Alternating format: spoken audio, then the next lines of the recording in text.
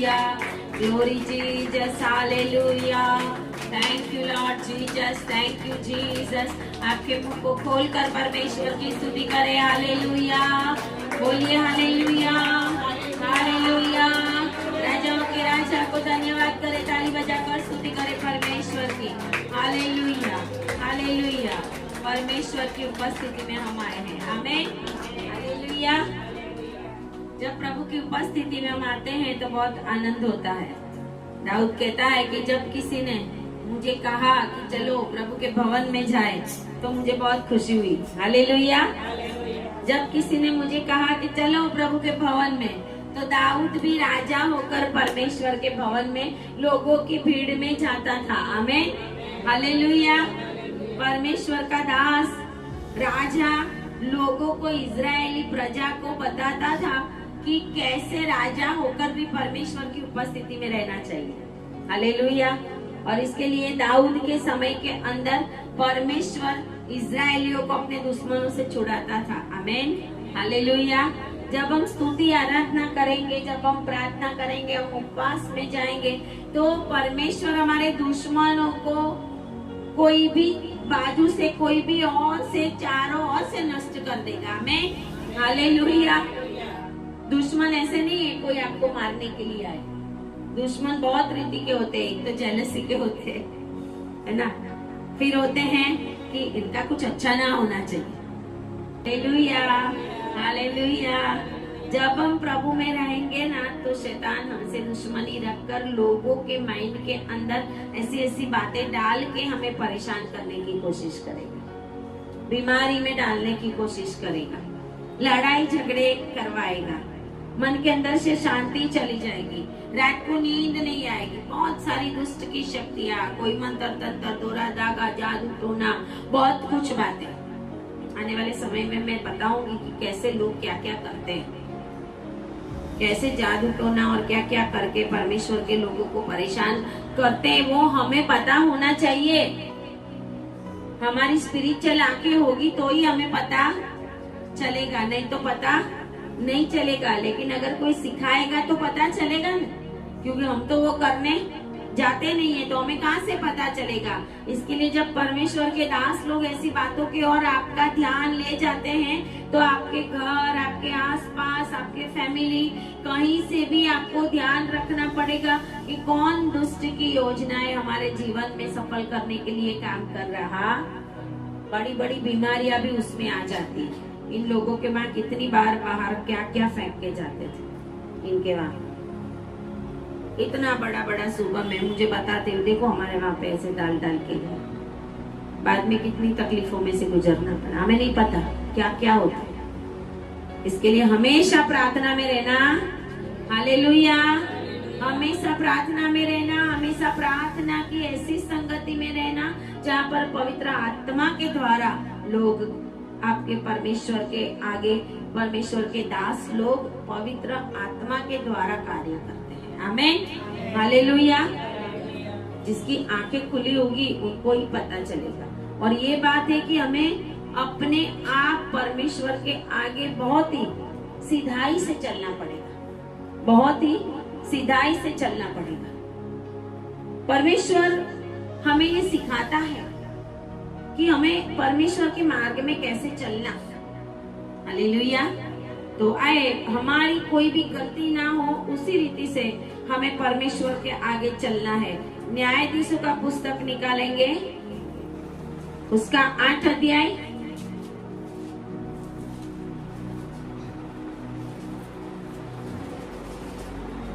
जजिस 8 from verse 22, 22 आयत से. तब इज़राइल के पुरुषों ने गिदोन से कहा, तू हमारे ऊपर प्रभुता कर, तू और तेरा पुत्र और पोता भी प्रभुता करे, क्योंकि तूने हमको मिद्यान के हाथ से छुड़ाया है. गिदोन ने उनसे कहा, मैं तुम्हारे ऊपर प्रभुता न करूंगा और न मेरा पुत्र तुम्हारे ऊपर प्रभुता करेगा, यहोवा ही तुम पर प्रभुता करेगा. आमीन. हालेलुया.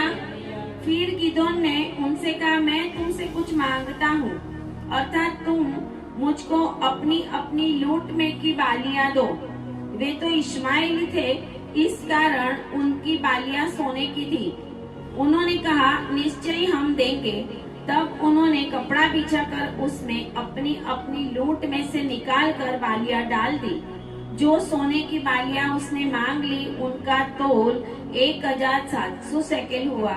और उनको छोड़ चंद्रहार, झुमके और बैंगनी रंग के वस्त्र जो मिद्यानियों के राजा पहने थे, और उनके ऊंटों के गलों की जंजीर, उनका गिदोन ने एक एफोद बनवाकर अपने ओफ्रा नाम के नगर में रखा।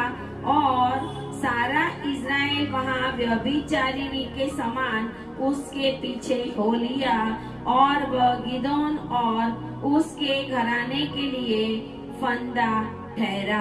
आमीन। आइए प्रार्थना करें।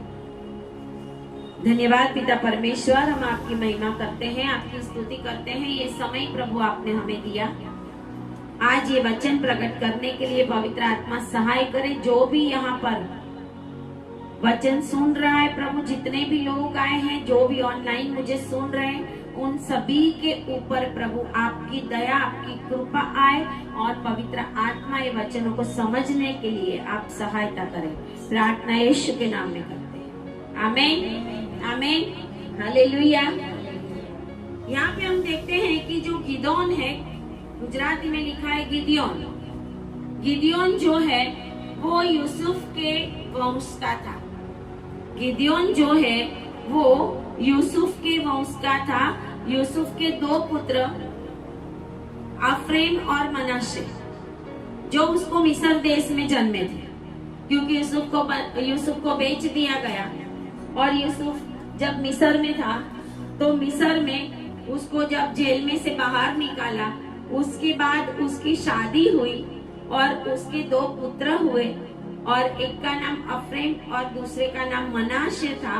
वो मनाशे के वंश का ये गिदोन था। आमीन, हालेलुया। गिदोन का अर्थ होता है वन हु कट्स डाउन, काटने वाला। आमीन, hallelujah. One who cuts down, काटने वाला। और कहते हैं कि ये जो गिदोन है परमेश्वर की ओर से चुना गया था, परमेश्वर की ओर से चुना गया था। वो तो एक जगह पे बैठा हुआ था, और कहते हैं 6 अध्याय के अंदर हम देखते हैं, 6 अध्याय में कि गिदोन जो है, यहोवा का दूत आकर 11 आयत में लिखा है, बांज वृक्ष के तले बैठ गया, और ओफ्रा में अबीएजेरी योआश का जो था वो पेड़, बांज वृक्ष, और उसका पुत्र गिदोन दाखरस के कुंड में गेहूं इसलिए झाड़ रहा था कि मिद्यानियों से छिपा रहे। उस समय में इजरायली लोगों को मिद्यानी लोग बहुत परेशान करते थे। मिद्यानी लोग जब इजरायली लोगों के सारे खेतों में सब कुछ पक जाए, फिर वो लूट करने आते थे, उनको मारते थे, उनके साथ लड़ाई करते थे, और उनका सब कुछ लेके चले जाते थे। दुश्मन थे उनके, मिद्यानी लोग आते थे। इसके लिए उनके डर के मारे यहाँ पे लिखा है कि गिदोन, जो कुंड में दाखरस बनाया जाता है, दाख को कुचल कर दाखरस निकाला जाता है, उसमें वो गेहूं झाड़ रहा था। Hallelujah, hallelujah. आप सोचो कितना डर होगा कि वो ऐसी जगह पे गेहूं को नहीं झाड़ रहा। पहले मशीन नहीं थे, अभी तो मशीन कटा गया खेतों में। पहले तो हाथ से ही उसको झाड़ा जाता था, दाने निकाले जाते थे, साफ किया जाता था। इसके लिए वो गेहूं झाड़ रहा था, और मिद्यानियों के डर के मारे। लेकिन उस समय परमेश्वर का स्वर्गदूत उस जगह के ऊपर प्रकट हो गया। Hallelujah, hallelujah. जिस जगह के ऊपर आप डर कर बैठे होंगे आपके शत्रुओं से, शैतान से, उस जगह के ऊपर परमेश्वर कह रहा है, मैं मेरे दूत को तेरे पास भेजूंगा। हालेलुया। परमेश्वर का दूत आपके पास आएगा और आपको उस परिस्थिति में से बाहर निकालेगा। आमीन, हालेलुया।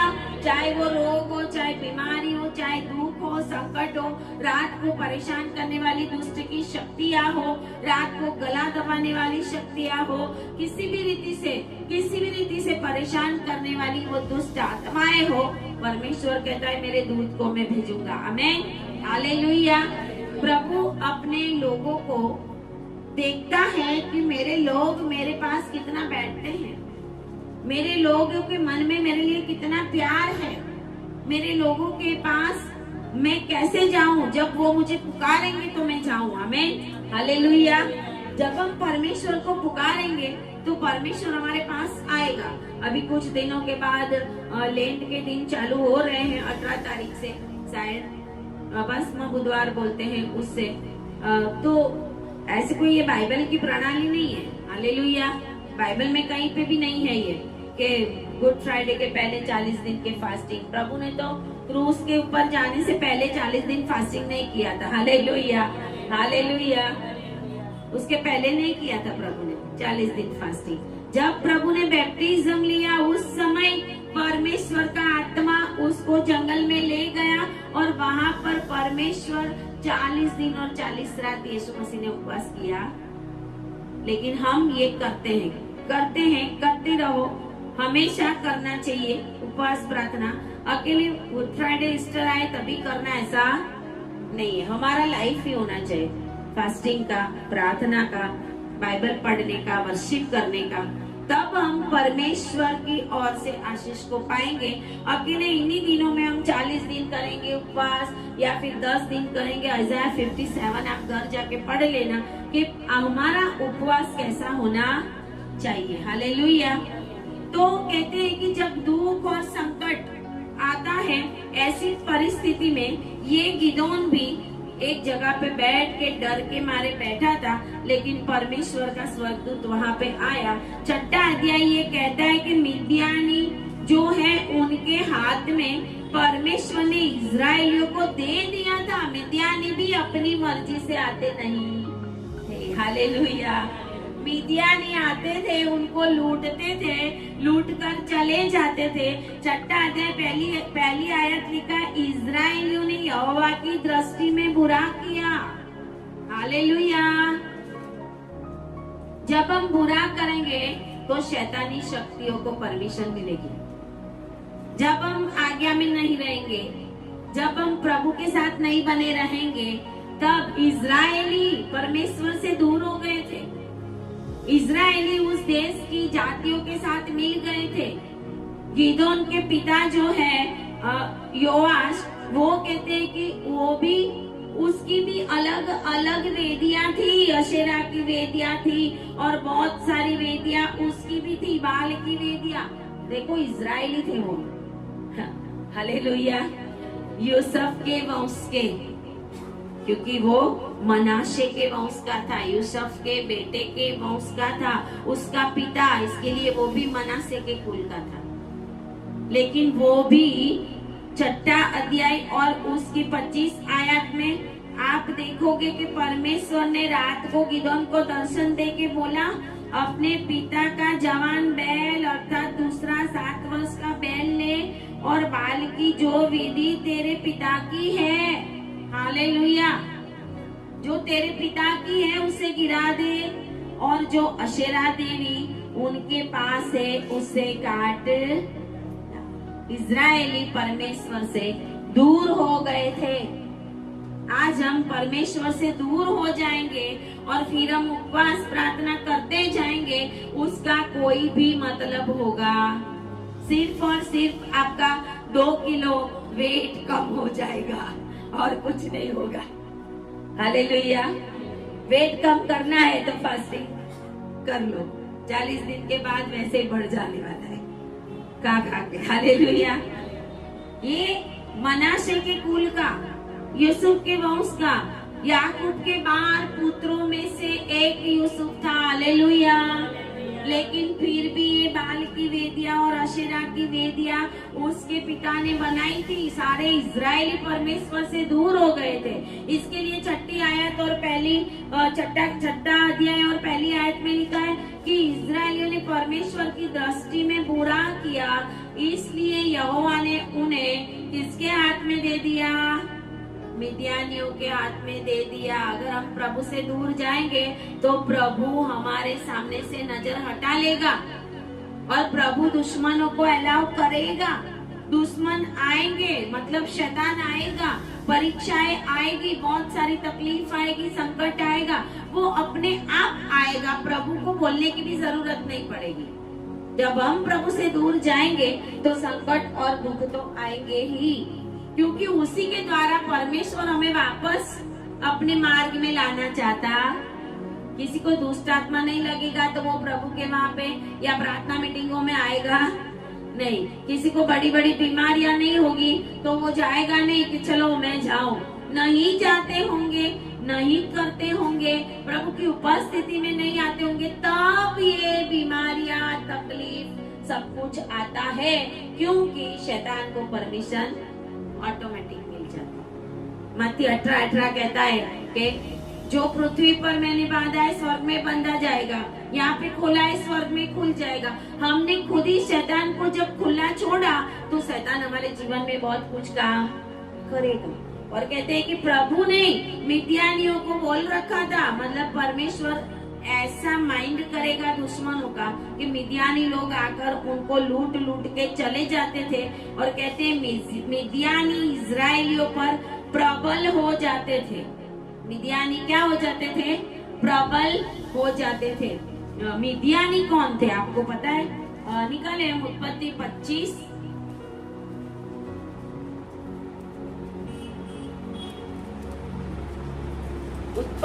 25 में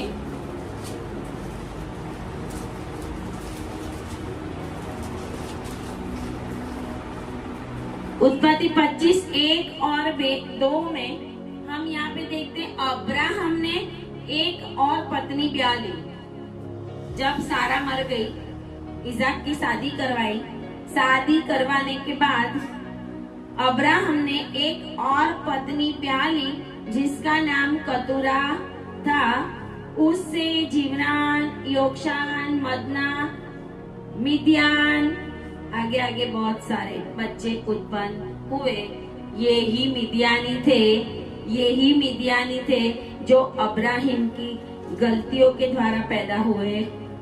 हालेलुया, हालेलुया।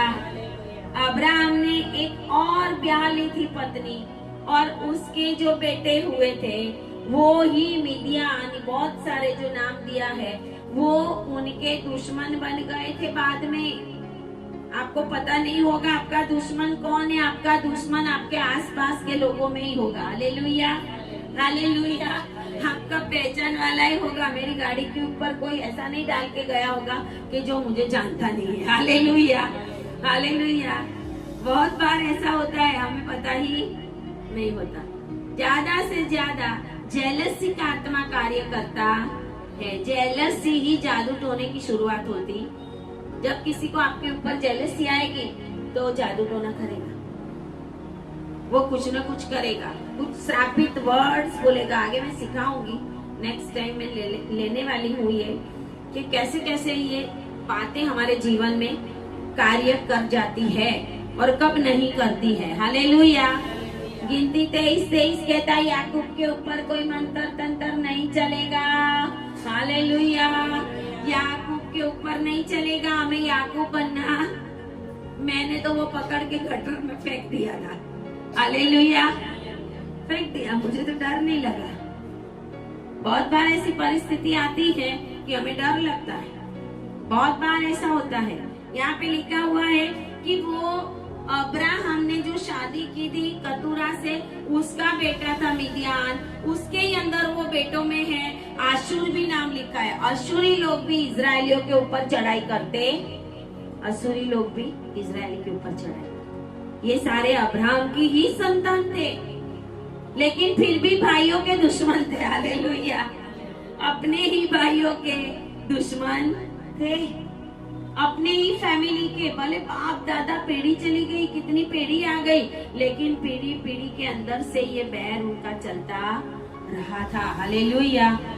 और कहते हैं कि आगे 6 अध्याय न्यायाधीशों 6 और उसमें लिखा है 3 आयत में, जब जब इजरायली बीज बोते तब तब मिद्यानी और अमालेकी आते थे और पूर्वी लोग उनके विरुद्ध चढ़ाई करते थे। आगे चौथी आयत छोड़ दो। मिद्यानी लोग आते थे, अमालेकी लोग आते थे। उत्पत्ति 36 निकालेंगे। उत्पत्ति 36 उसकी 12 आयत में लिखा हुआ है। ये अमालेकी कौन थे? एसाव के पुत्र एलीफाज की तिम्ना नामक एक रखेल थी।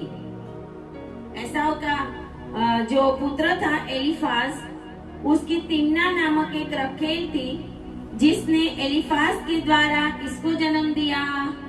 अमालेक को जन्म दिया था। ये अमालेकी थे, एसाव के वंश के। हालेलुया। और ये याकूब के वंश के।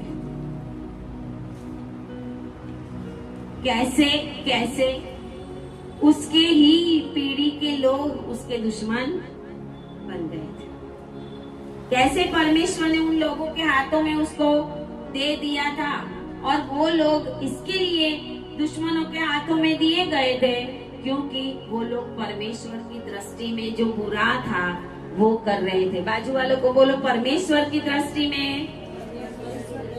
जो बुरा है वो मत करना, नहीं तो दुश्मन आएंगे।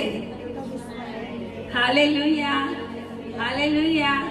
प्रभु की नजर में जो अच्छा नहीं है, गलत है, बुरा है, मना किया है, आज्ञा के विरोध में है, ऐसी बातें हम करेंगे तो फिर तो शत्रु आएगा, शैतान शत्रु आएगा। शैतान भी लोगों के द्वारा ही काम करता।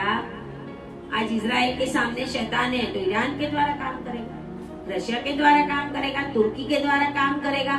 दुश्मनों के मन के अंदर तो शैतान ही डालता है। हालेलुया। इसके लिए हमें हर समय प्रभु के अंदर बने रहना बहुत जरूरी है। उत्पत्ति 19 हम निकालेंगे। उत्पत्ति 19 उसकी 36 से लेकर 38 तक हम लूत के समय की बात है। यहाँ पे 36 से लिखा हुआ है कि जब सदोम और गमोरा का नाश हुआ था, सदोम और अमोरा का नाश हुआ था, गई है कि जब वो दाख मधु उसको पिलाया उसकी बेटियों ने कि अब कोई भी पुरुष नहीं रहा है, ऐसा करके तो बड़ी बेटी के द्वारा एक पुत्र जन्मा था, उसका नाम मोआब था 37 में, और छोटी बेटी के द्वारा जो पुत्र जन्मा उसका नाम बेन अम्मी मतलब अम्मोन वासियों का वो पिता था। मतलब मोआबी और अम्मोनी, मोआबी और अम्मोनी जो लूत की बात लिखी गई है कि जब वो दाख मधु उसको पिलाया उसकी बेटियों ने कि अब कोई भी पुरुष नहीं रहा है, ऐसा करके तो बड़ी बेटी के द्वारा एक पुत्र जन्मा था, उसका नाम मोआब था 37 में, और छोटी बेटी के द्वारा जो पुत्र जन्मा उसका नाम बेन अम्मी मतलब अम्मोन वासियों का वो पिता था। मतलब मोआबी और अम्मोनी, मोआबी और अम्मोनी जो थे वो भी परमेश्वर के लोगों के दुश्मन थे।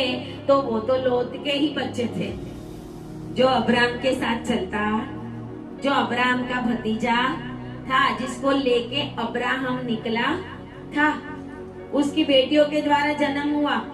लेकिन बीज तो लूत का था, लूत के बच्चे थे मोआबी।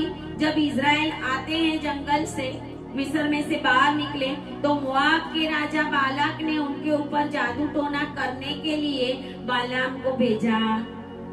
ये मोआबी थे। तो मोआबी कौन थे? लूत के ही बेटे। आमोनी कौन थे? वो भी उसके ही बेटे। मतलब आपके ऊपर कोई भी अननोन व्यक्ति कुछ नहीं करेगा, जो कुछ भी करेगा वो जानने वाला ही करेगा। हालेलुया। आपके ऊपर जेलसी, आपके ऊपर दुश्मनावट, आपके ऊपर कोई भी ऐसे काम, कोई श्रापित वर्ड्स कुछ भी बोलेगा वो ऐसे ही लोग बोलेंगे कि जो आपके करीब के होते हैं, आपको पहचानने वाले होते हैं, आपके सर्कल में होते हैं। परमेश्वर बहुत सारी बातें इस समय के अंदर रिलीज कर रहा है। प्रभु आपको अलर्ट कर रहा है आज इस समय के अंदर। आपके घर में अगर ऐसी कोई बातें होती है तो आपको प्रार्थना में बैठना पड़ेगा। आपको प्रार्थना में बैठना पड़ेगा। शायद आज नहीं, कुछ समय पहले, कुछ साल पहले किसी ने कुछ बोला होगा, कोई श्रापित वर्ड बोले होंगे, कुछ न कुछ किया होगा। कभी न कभी ऐसी रीति से हमारे घर के अंदर वो दुष्ट आत्माएं कार्य कर कुछ चलता है। करेंगे कौन? उसी गांव के होंगे, आसपास के होंगे, जिनको जेलसी होगी। यहाँ पे हम देखते हैं कि ये सारे इजरायली के दुश्मन थे। मिद्यानी थे, अमालेकी थे, मोआबी थे, आमोनी थे, लेकिन वो सारे के सारे एक ही जगह से, एक ही ग्रुप में से निकले हुए थे। Hallelujah, hallelujah. प्रभु ने कनानियों का देश अब्राहम को देने को बोला था। प्रभु ने बोला था, मैं तुझे कनान का देश, कनान दूंगा तुझे। कनान किसका था? कनानियों का देश था। वो जो बात मैंने अभी आपको की कि नूह जो है, वो नूह दाख मधु पी के जब सोया था, तो लिखा हुआ है उत्पत्ति 9, हालेलुया, उत्पत्ति 9 और उसकी 22 आयत में लिखा हुआ है कि जब नूह ऐसे दाख मधु पीकर सोया था और वो जब नंगा था, तो उसके बेटे ने उसको देखा। वो जो बेटा था, सेम और येफेत, दोनों ने तो कपड़ा डाला, लेकिन 22 आयत में लिखा है कनान के पिता हाम ने, कनान के पिता हाम ने अपने पिता को नंगा देखा था। और हाम ने देखा था, शेम, हाम, याफेत, नूह के 3 बच्चे थे। शेम, हाम, याफेत जो जल प्रलय के समय जहाज में उसके साथ भी थे। जहाज में से बाहर आने के बाद शेम और हाम और याफेत को जो बच्चे हुए, उसमें हाम का बेटा था, उसका नाम कनान था। जब नूह को पता चला कि मेरे बेटे ने मुझे ऐसे देखा, लेकिन शेम और याफेत को जाके उसने बातें की, तो वो दोनों ने उल्टे पांव आके उनके बाप को देखे बिना उनके ऊपर कपड़ा डाला, तो वो लोग आशीषित हो गए, लेकिन हाम श्रापित हो गया। और इसके लिए 9 अध्याय और 25 आयत में नूह ने श्राप दिया था। इसलिए उसने कहा कनान श्रापित हो। दादा का श्राप लग गया, दादा का श्राप लग गया। ये कनान देश, ये कनान के जो वंशज थे वो कनानी कहलाते थे। वो इजरायलियों के पहले उस देश में रहते थे, कनान देश में वो कनानी थे। और वो कनानियों का देश प्रभु ने देने को बोला। क्यों? क्योंकि ऑलरेडी कनान पहले से ही श्रापित था। श्रापित होंगे तो आशीष आएगी नहीं। श्राप हम बहुत रीति से कमा लेते हैं, श्राप हम बहुत रीति से कमा लेते हैं।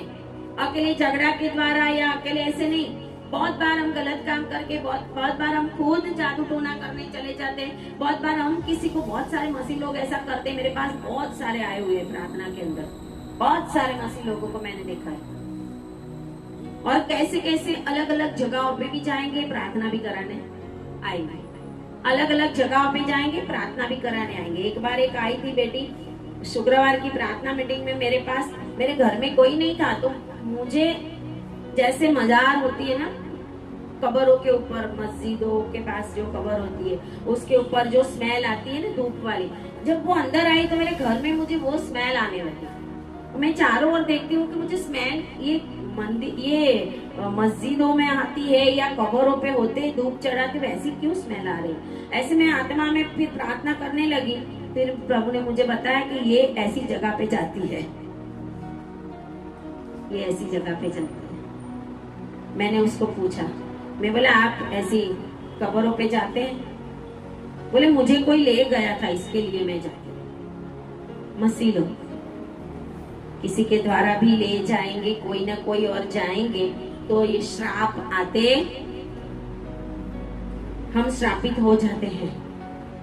माँ बाप की सेवा नहीं की, सास ससुर की सेवा नहीं की, उनका दिल दुखाया, मरने के टाइम पे उनके साथ कुछ न कुछ बोला, कोई ऐसे बड़ों के आगे कुछ ऐसे वर्ड्स बोल दिए, झगड़ा कर दिया, हम छोटे हैं, छोटे ही रहने, हालेलुया, ऐसी ऐसी बातें, वो सारी बातें हमारे ऊपर क्या लाती है?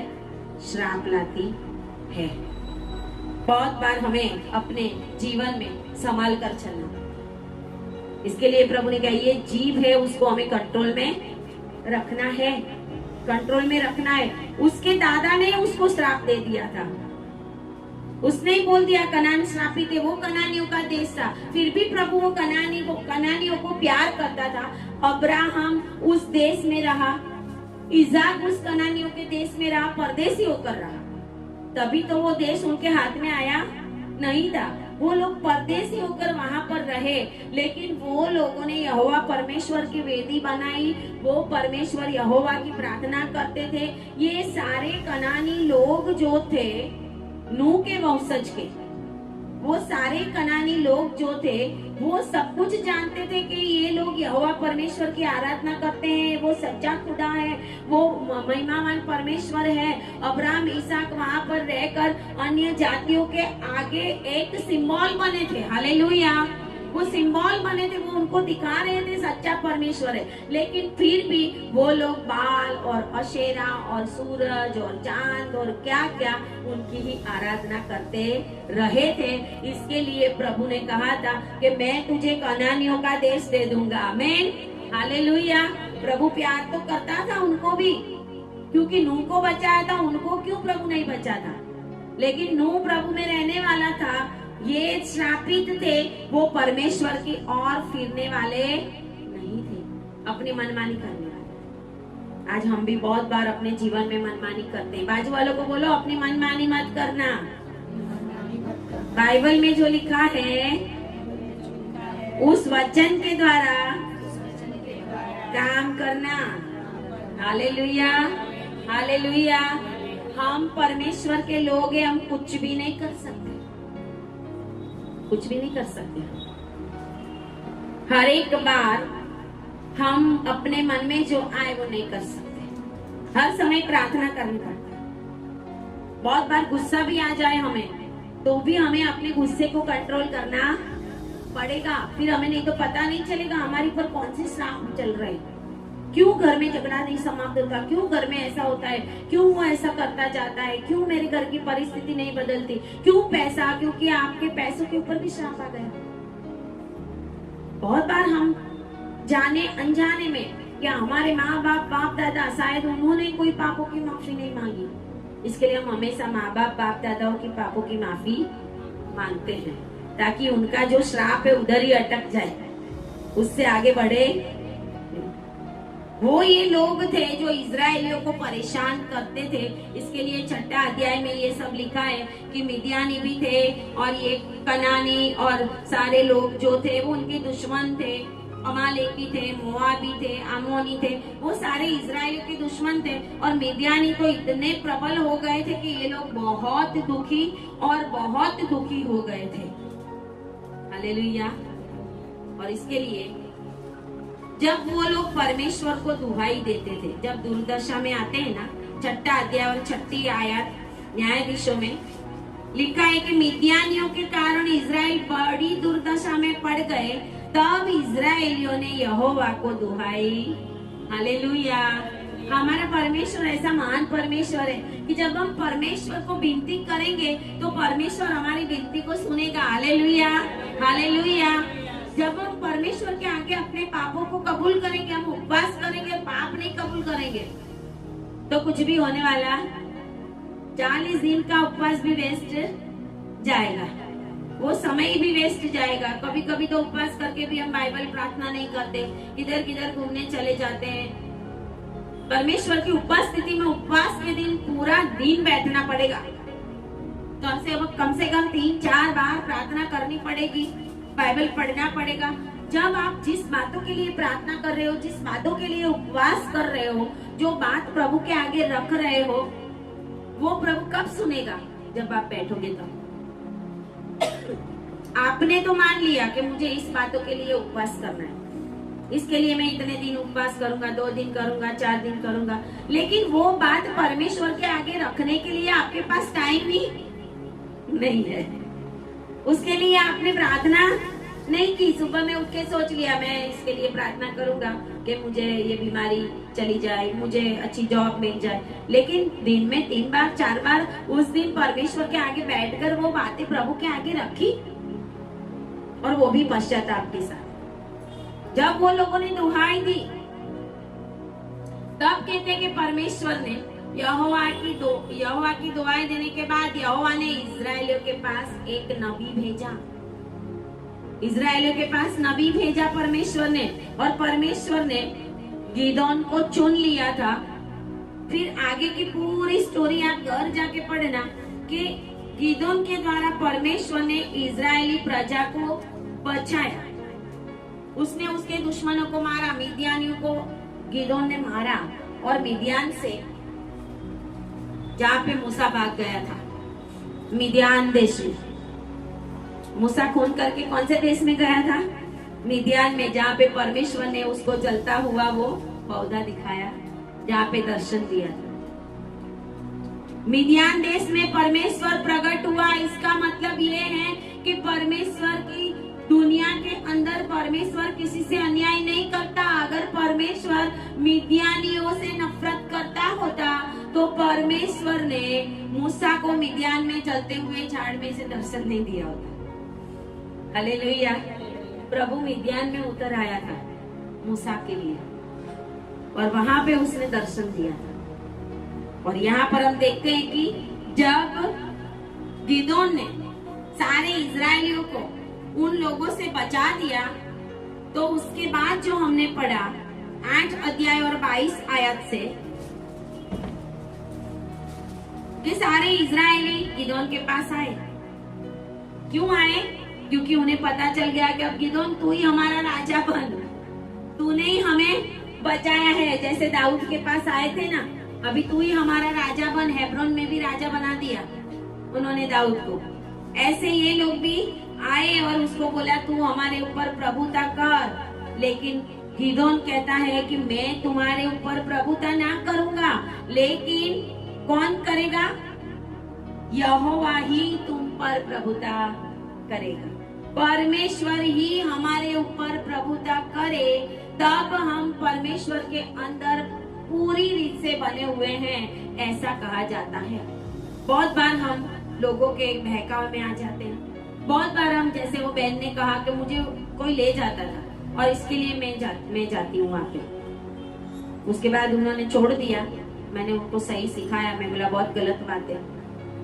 तो परमेश्वर हमारे ऊपर प्रभुता करेगा तो हम कोई भी ऐसी गलत बातों में जाएंगे।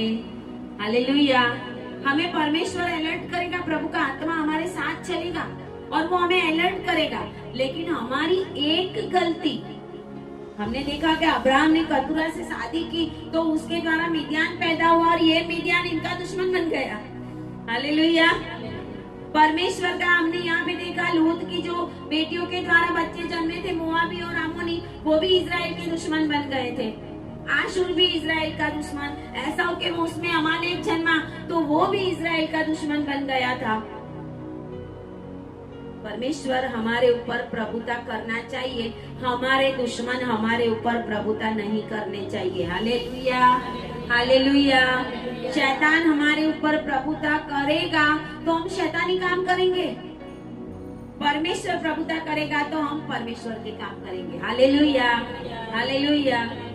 और गिदोन ने भी एक गलती की, उसने इतनी सारी इजराइल प्रजा को बचाया, लेकिन वचन ऐसा कहता है 24 में कि गिदोन ने उनसे कुछ मांगा, बोले मैं तुम्हारे ऊपर प्रभुता नहीं करूंगा, लेकिन मुझे कुछ दो तुम, कि जो मिद्यानियों को मारा उनके पास से जो लूट मिली थी उसमें बहुत सारी बालियां थी, कान की बालियां और बहुत कुछ सोने की चीजें उनके पास थी, क्योंकि वो मिद्यानी मतलब इश्माएली थे। मिद्यानी मतलब कौन थे? यूसुफ को जब बेचा गया, वो आप पढ़ोगे ना तो उसमें भी उनको बताया गया है कि वो इश्माएली लोग, ये मिद्यानी थे।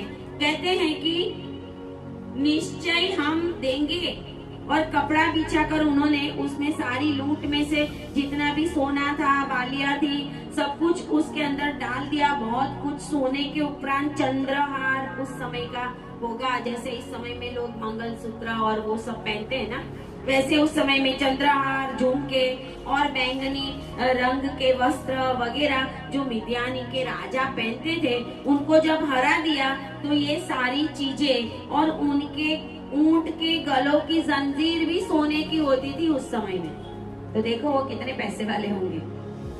ऊंट के गले के अंदर जंजीर भी सोने की और चांदी की, और इतना सारा सब कुछ इजराइलियों ने लूट लिया। और गिदोन ने कहा तुम मुझे वो दे दो, और उन्होंने वो गिदोन को दिया। तो 27 आयत में लिखा है कि गिदोन ने एक एपोद बनवा कर अपने ओफ्रा नामक नगर में रखा।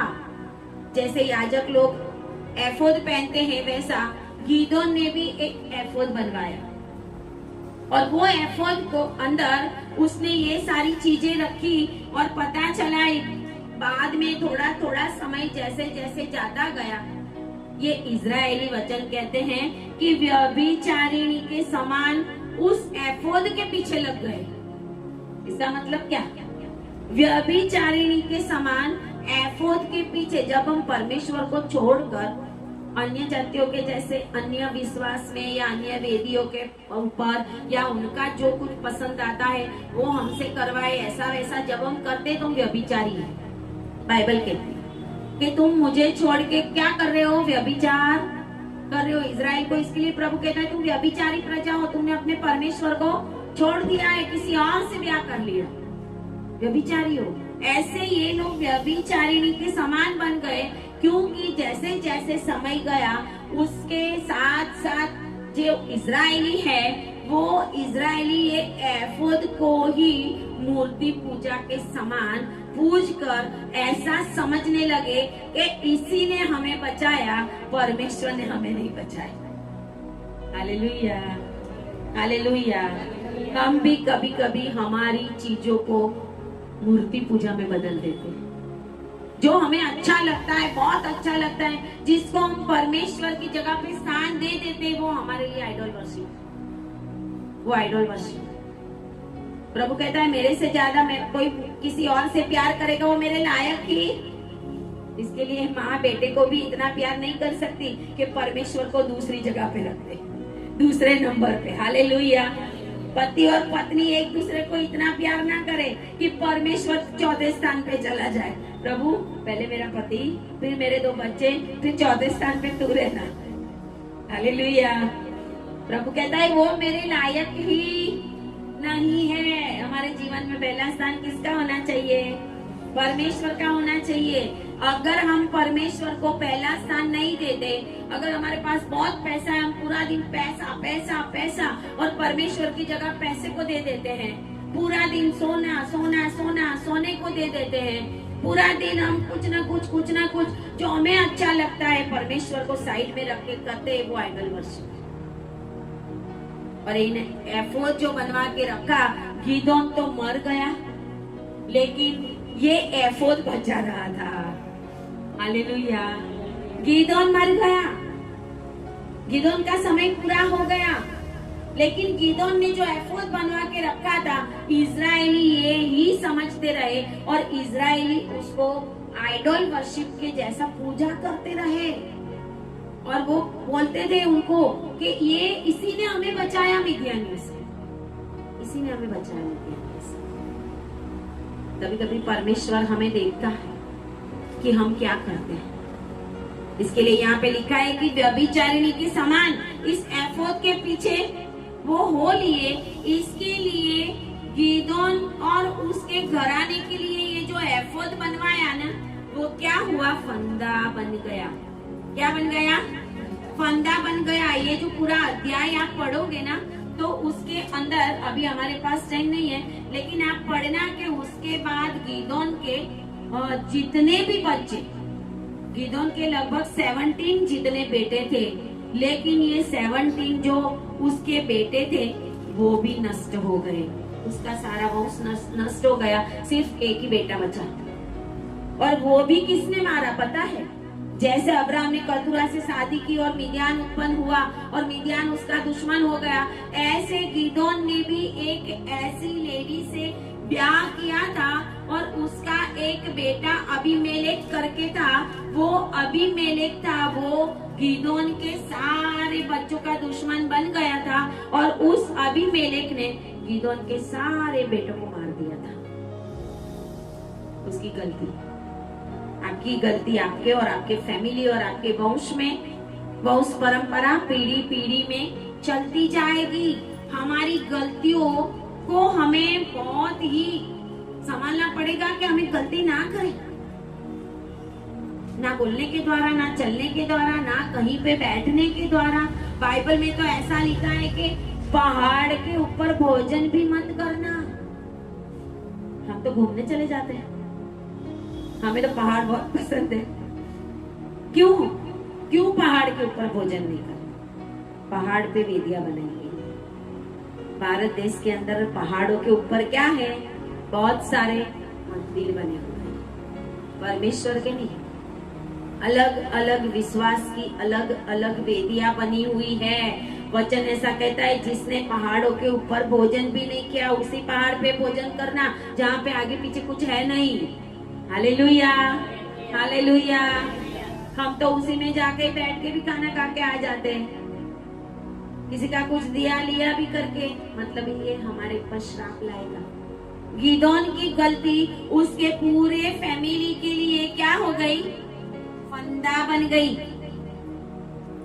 8 अध्याय उसकी 29 आयत में लिखा हुआ है कि योआश का पुत्र यरूबाल, मतलब गिदोन का दूसरा नाम था यरूबाल, वो जब अपने घर में रहने लगा तो उसके 70 बेटे उत्पन्न हुए, क्योंकि उसकी बहुत सी स्त्रियां थी और उसकी जो रखेल थी उसका बेटा अबीमेलेक था। ये अबीमेलेक ने गिदोन के सारे बेटों को मार दिया था, सिर्फ एक ही बचा था। गिदोन की गलती उसके फैमिली के ऊपर फंदा बन गई, उसका फैमिली में कोई भी बेटा बचा नहीं। आज बहुत सारी स्त्रियों का गर्भपात हो जाता है, 3-4 महीना होता है, गर्भ गिर जाता है। किसी किसी को होता ही नहीं है, उनको नहीं पता शैतान ले जाता है, उनको नहीं पता श्राप कहाँ से आया, या उनका खुद का है या बाप दादों ने कमाया, पता ही नहीं। अलर्ट रहना हमेशा।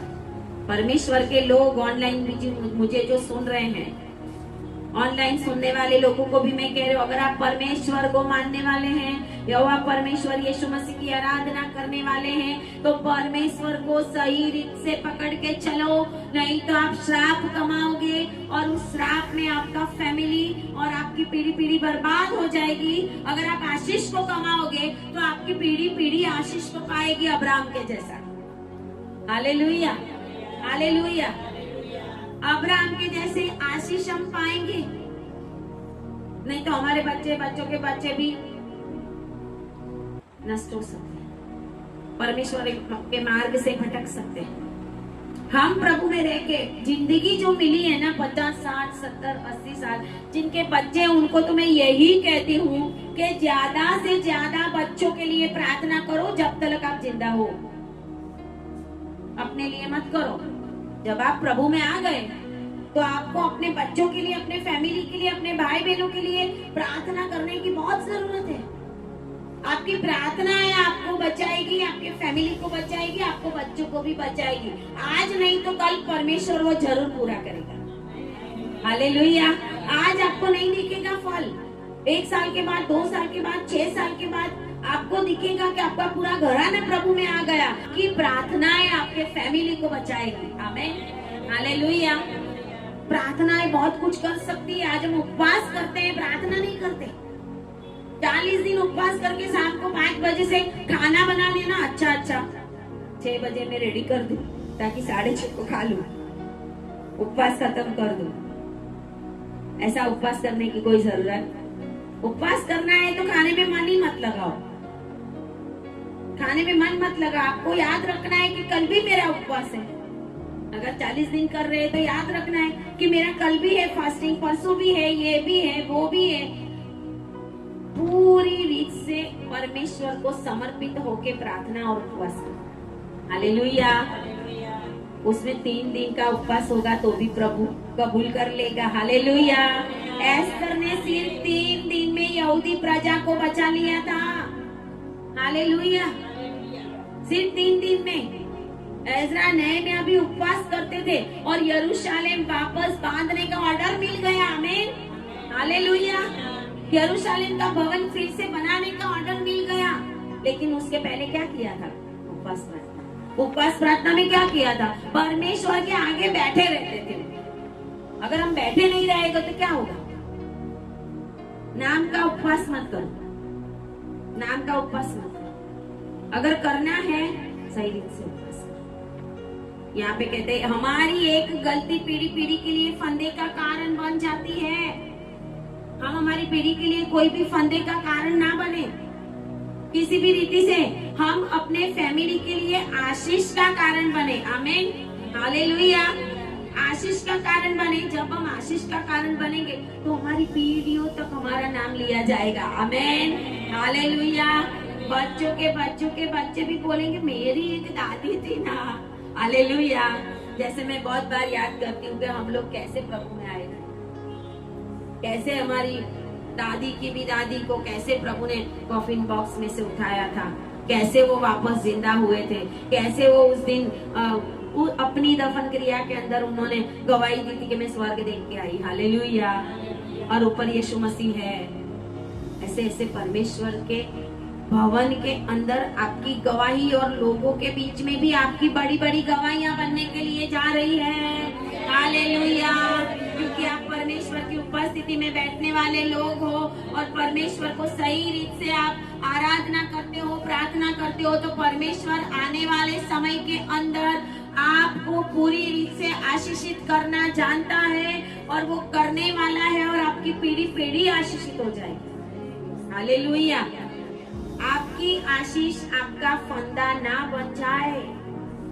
आपका फैमिली, आपका पैसा, आपकी गाड़ी, आपका धन आपके लिए, आपके फैमिली के लिए फंदा ना बन जाए। जैसे गिदोन का एफोद इजराइलियों के लिए फंदा बन गया, गिदोन के लिए भी फंदा, क्योंकि उसने चाहा कि मुझे ये सब दे दो, मैं एक एफोद बनूं। लोग देखे कि गिदोन ने इजराइलियों को छुड़ाया था, लेकिन वो छुड़ाने वाला हमारा परमेश्वर था। हालेलुया। हालेलुया। जिस जगह पे आप परमेश्वर को मान दोगे, परमेश्वर आपको और भी ऊंचा करेगा। हालेलुया। हालेलुया। हालेलुया। जब इजरायली प्रजा ऐसे ऐसे करती थी तो परमेश्वर उनके ऊपर दंड लाता था। मूसा ने जब पीतल का सांप खड़ा किया, जब जंगल में सांप उनको काटे, कुड़कुड़ाने लगे परमेश्वर के आगे, और जब परमेश्वर ने बोला कि एक पीतल का सांप खड़ा कर, वो पीतल का सांप यीशु मसीह की प्रतिमा थी, प्रतीक था कि ऐसे ही यीशु मसीह को ऊपर ऊंचे चढ़ाया जाएगा। इसके लिए वो सांप बनाने के लिए प्रभु ने बोला था, क्योंकि सांप भी परमेश्वर की बनाई हुई प्रजा है। हालेलुया। सांप शैतान नहीं है, शैतान सांप का रूप बन के आया था। हालेलुया। जब नया राज्य आएगा, परमेश्वर का राज्य आएगा, तो उसमें तो लिखा है कि छोटा बच्चा नाग के दर के ऊपर खेलेगा, मतलब नाग होगा। अगर नाग और सांप वो शैतान होते, वो आज तो हमें इसलिए सपने में आते हैं क्योंकि शैतान उसका रूप लेके आता, एदन वाटिका में उसका रूप लेके गया था, लेकिन सांप तो परमेश्वर की प्रजा है। उस टाइम लिखा हुआ है कि वो डसेगा नहीं। हालेलुया। हालेलुया। इसके लिए प्रभु ने सांप बनवाने को बोला था पीतल का, और इजराइलियों ने लिखा है, मैं आपको बताती हूँ, लेकिन आप लिखना है तो लिख लेना। दूसरा राजा 18 और 4, दूसरा राजा 18 और 4 निकालेंगे नहीं, खाली लिख लेना। उसके अंदर लिखा है कि जो पीतल का सांप, ब्रॉन्ज सर्पेंट मूसा ने जंगल में खड़ा किया था और उसको देखकर इजरायली प्रजा बच गई थी, वो उसका नाम इजरायलियों ने नहुस्तान रखा था, और वो उसके बाद धीरे धीरे उस पीतल के सांप की पूजा करने लगे, जो आज तक चलती आई है। हालेलुया। उस पीतल के सांप बना के उसकी पूजा, उसका नाम नहुस्तान दे दिया था। दूसरा राजा 18 और 4 में लिखा हुआ है कि उस सांप को हिजकिय्याह राजा ने तोड़ा था। नहुस्तान को हिजकिय्याह राजा ने तोड़ा था और हिजकिय्याह ने इजरायली प्रजा को वापस परमेश्वर की ओर फेरा था। परमेश्वर की ओर फेरने वाले हम बनने चाहिए। लोगों को परमेश्वर के पास से दूर ले जाने वाले हम कभी भी ना बने। आमीन, हालेलुया। क्रॉस भी हम पहनते हैं तो क्रॉस को भी आइडल मत बनाए। हालेलुया। वो एक प्रतीक है बचाव का। बचाने वाला हमारा परमेश्वर है। Hallelujah, hallelujah. परमेश्वर आज आपको बता रहा है कि आपका भरोसा कोई चीजों के ऊपर है कि आपका भरोसा परमेश्वर के ऊपर है। हालेलुया। बाजू वालों को बोलो, अपना भरोसा परमेश्वर के ऊपर रखो, किसी भी चीज के ऊपर नहीं। Hallelujah, hallelujah. ताली बजाए धन्यवाद करें परमेश्वर का। प्रभु आपको ये बता रहा है कि अपने जीवन में हमेशा पहला स्थान परमेश्वर को देना। अपना फैमिली है, पति है, पत्नी है, बच्चे हैं, चाहे कुछ भी है, पहला स्थान परमेश्वर को देना। जो पहला स्थान देगा उसको ही प्रभु अपनी सेवा के लिए पसंद करेगा, नहीं तो नहीं करेगा। हालेलुया। उसको ही प्रभु पसंद करेगा। प्रभु कहता है कि मेरे पीछे आना है तो अपना क्रूस उठाओ, अपना क्रूस उठाकर मेरे पीछे चलो। और परमेश्वर आज हमें ये लेंट के दिनों में यही कह रहा है, अपना क्रूस उठाओ, प्रार्थना करो, पश्चाताप के साथ मेरे पास आओ, वरना आपके उपवास में मान्य नहीं करूंगा। ऐसा 57 जाके पढ़ लेना और परमेश्वर को अपने जीवन में पहला स्थान देना। फिर प्रभु हमारी प्रार्थनाओं का उत्तर देगा और आप और आपका फैमिली आशीषित रहेंगे यीशु के नाम में। Hallelujah, hallelujah, hallelujah. आए प्रार्थना करें। धन्यवाद और धन्यवाद पिता परमेश्वर, हम आपकी महिमा करते हैं, स्तुति करते हैं प्रभु गिदोन के द्वारा आपने बताया कि उसने सारी इजराइल प्रजा को मिद्यानियों से बचाया, लेकिन उसकी एक गलती जो एफोद बनवाने की, वो एफोद बाद में इजरायली प्रजा के लिए मूर्ति बन गई और उन्होंने उसके द्वारा वो परमेश्वर को छोड़कर उसी को ही मान देना शुरू कर दिया। इजरायलियों ने पीतल के सांप को मान देना शुरू कर दिया।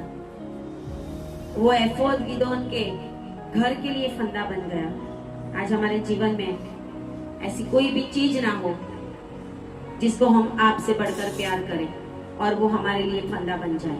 वो चाहे व्यक्ति हो, चाहे कोई चीज हो, चाहे कोई सिचुएशन हो, चाहे कोई भी ऐसी चीज जो हमें अच्छी लगती है, हम अपने जीवन में आपको ही पहला स्थान दें। ऑनलाइन देखने वाले भी प्रभु जी जो आज ये वचन को सुनते हैं, वो इन लेंट के दिनों में परमेश्वर सही रीत से आपके पास आने पाए, अपनी गलतियों को माने आपके आगे और फिर उपवास और प्रार्थना करें और प्रभु आप उनकी प्रार्थनाओं को कबूल करें। प्रार्थना यीशु के नाम में करते हैं। आमीन, आमीन, हालेलुया, हालेलुया।